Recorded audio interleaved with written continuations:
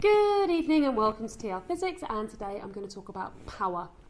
Now, in a previous video in the mechanics playlist, I have talked about power before, and power is the rate of change of work.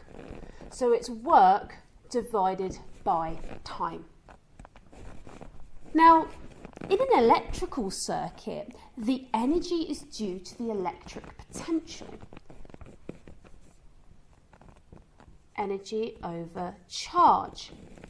So the energy that an individual charged particle would have, or the circuit would have, would be the charge that the circuit has times by the potential. And what I'm going to do is I'm going to replace my W in this power formula for this one here. So power is Q over V time divided by T.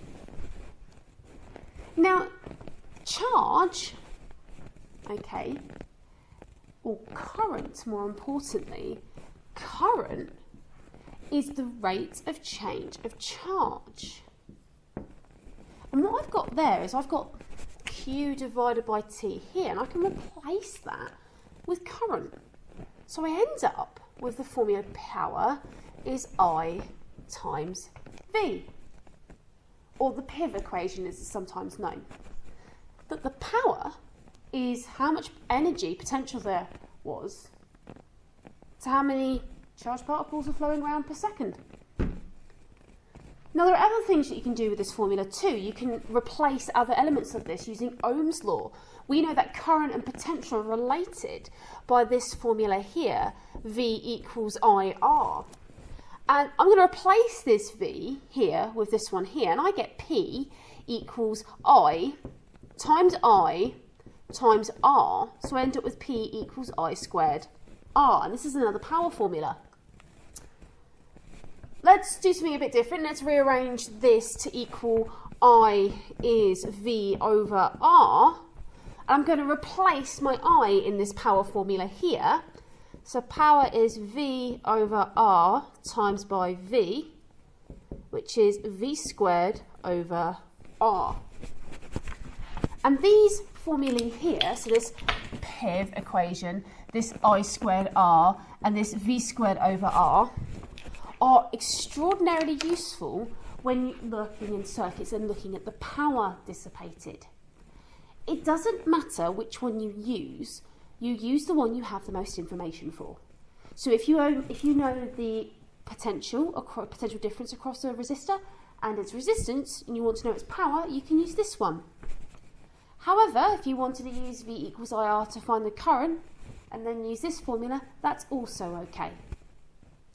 And I'll show you what I mean.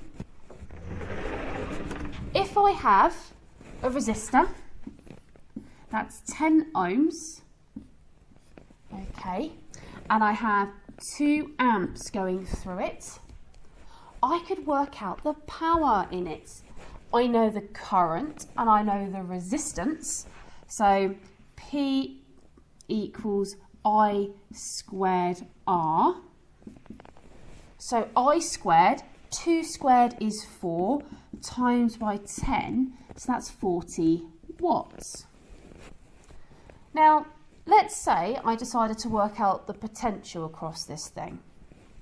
V equals IR, so that means 2 times 10 is 20 volts. And using my P equals IV, I end up with 2 times 20, which is 40 watts. So it didn't matter if I used Ohm's law to find the potential and then used the power formula, or I just straight up used the power formula. It's up to you. And that is power in electrical circuits.